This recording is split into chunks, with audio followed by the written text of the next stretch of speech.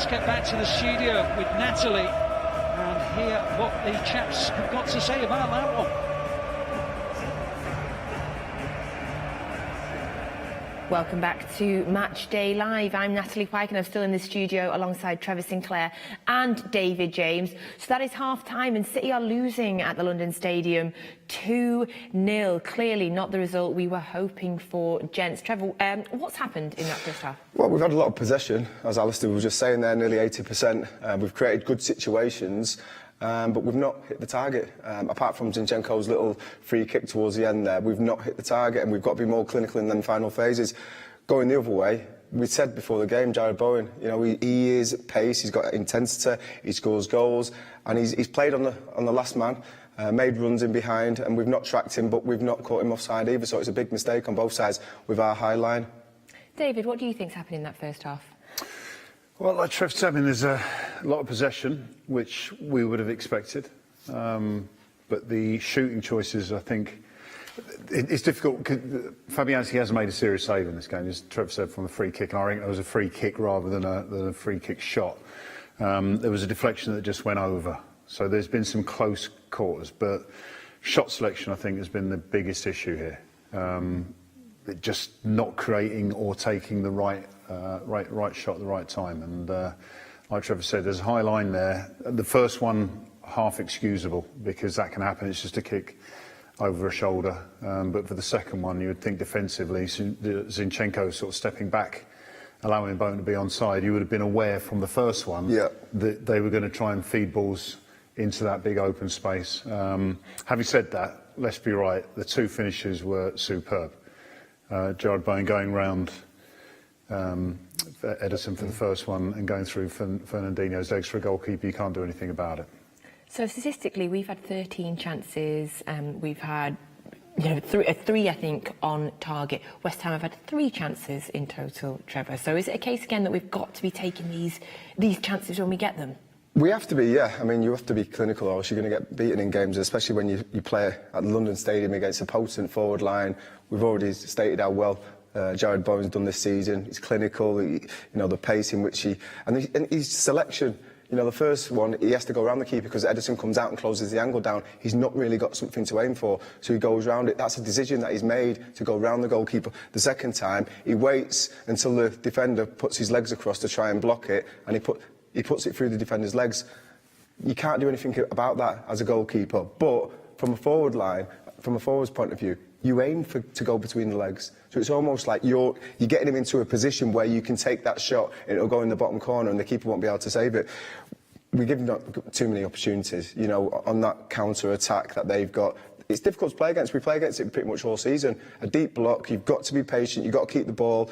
But just on the counter-attack, they've been very dangerous. And it's not been Antonio, which has been quite surprising.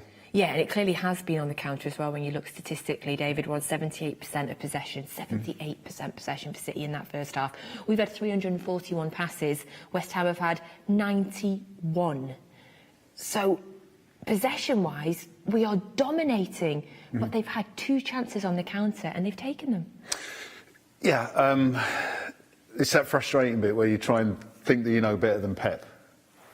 I mean, the issue is, from what I'm looking at, Man City's setup is quite rigid in a sense. You've got Mahrez, who's always going to be out there on the right, and with Kevin De Bruyne not having, and so much of that possession, I was saying to Trevor when we were watching, the players are just stationary, which is easy to defend against. I know the ball's been knocked from side to side, but if you're not moving in between the lines, then defenders don't have to move too far.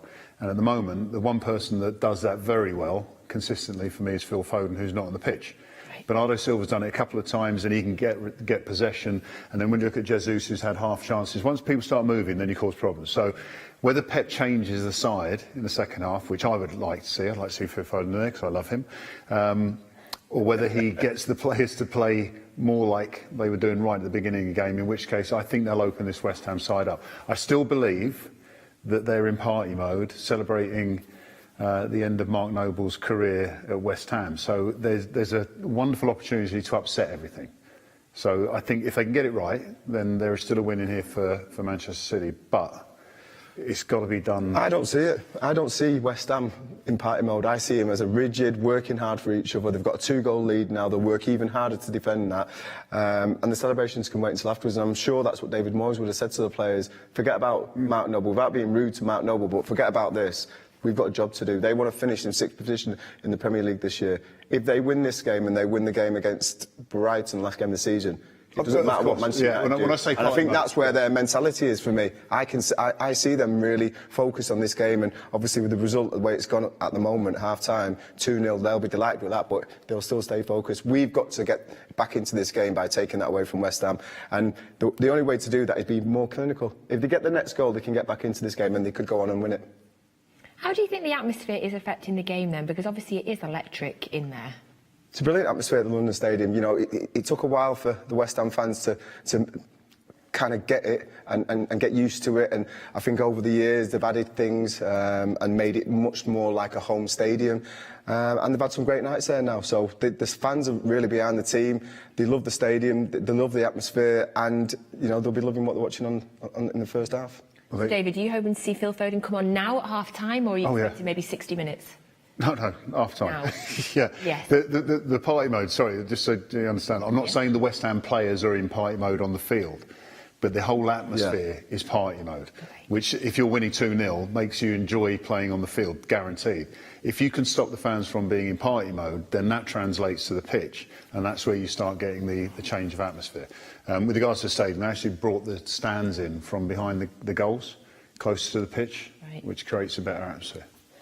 And obviously, yes, we've said the atmosphere is electric, but as you say, silence that atmosphere. I'm thinking quick goal in the second half, Trevor. Obviously, we know that midweek Kevin De Bruyne got a very quick hat-trick, the third quickest hat-trick in Premier League history, so we're definitely still in this. Of course we are, and, you know, look at Jesus' opportunities, the one where looked like a penalty to me, looked like he had his standing leg kicked, he went down, VAR for whatever reason didn't look at it, or if they did look at it, they didn't deem it enough contact. The chance where he's got great feet and he bends it in the bottom corner, if that's inside the post, all of a sudden Manchester City are winning 1-0 and it's a completely different game.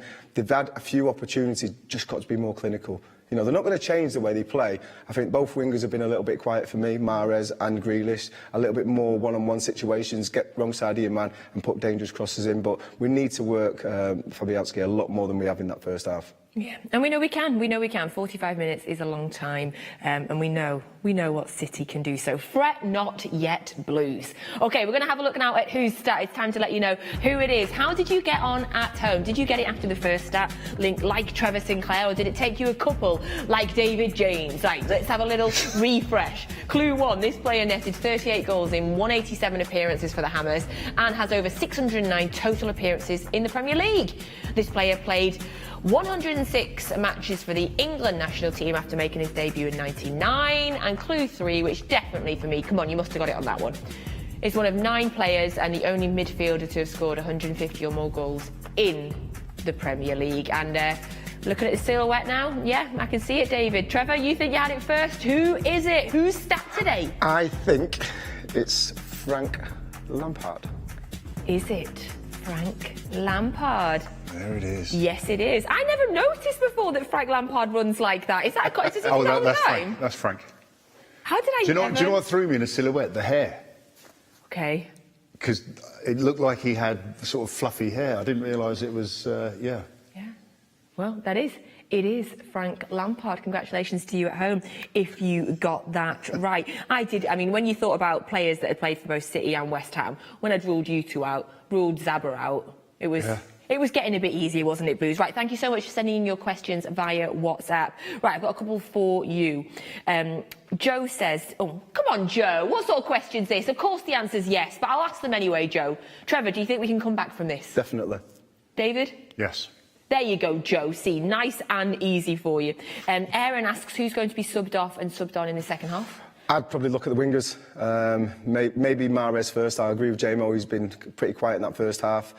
But possibly he might bring a few forward players on. I'd like to see Cole Palmer come on as well if the game does get closer and we get close to getting over the line in this match. So we know you want Foden on, David. Who do you want off? Or not who do you want? Who do you think will come off? We're talking about. Who you want? Yes. Right. If what do I think will happen? Okay. There might be a substitution in the 78th minute. That's what I think might happen. Can you what be would more I, specific? yeah. What would I do? I'd bring Mahrez off, because at the moment West Ham love the fact that he's out on the right, and all of their planning will be, if he's there, you just stay there. Okay. Kind of, you bring Phil Foden on, maybe even check Jesus on the right hand side. All of a sudden, West Ham's defence is who's going to be where, when, and then you open up the opportunities for goal scoring and winning the game. Okay, Glenn's asked a very specific question, but do you know what, Glenn, this is exactly what this WhatsApp number is here for you to ask these guys whatever you want. So Glenn says, David, were you on PlayStation 2 weeks ago and added a player called Pacific Fighter? Because there's a guy on there that sounds like it's you. What's the profile called? David James? Well, if it was... No, I am on PlayStation, but I play in my house GTA, but my son's name's David.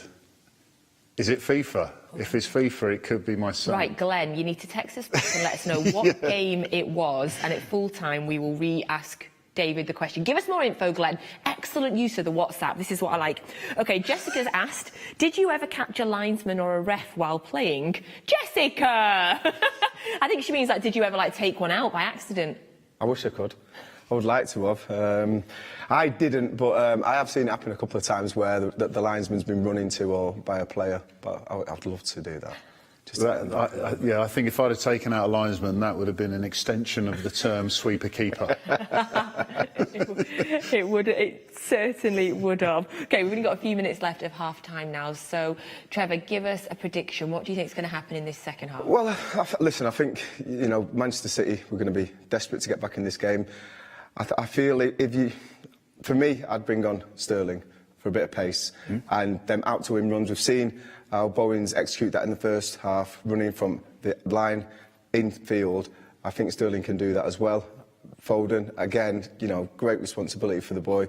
He comes on, you know what you're going to get from him. So I think we need to freshen it up. These boys, we said, the front three have changed. The front three that have come in today have not been good enough up to now. Okay. So if anything, I would like to see some movement there. But we've got to be aware when we're attacking that there's always a counter-attack, and we've got to deal with that a little bit better as well. I like it. David, what's your prediction for what's going to happen in the second half? Well, providing there's changes, then I see City get back into the game, of course. Who the person, I mean, Sterling's a great shout.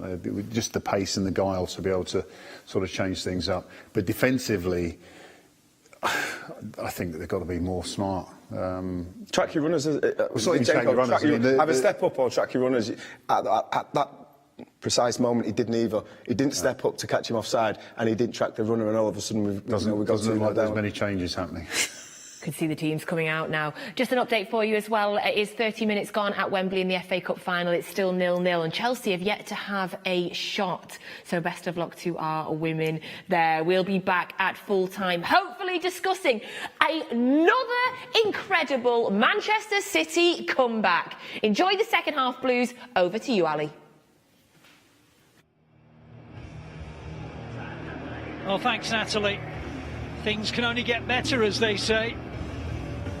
West Ham's deep defensive block, their excellent defensive, robust style, and their counter-attack play has undone the Blues not once but twice. Jarrod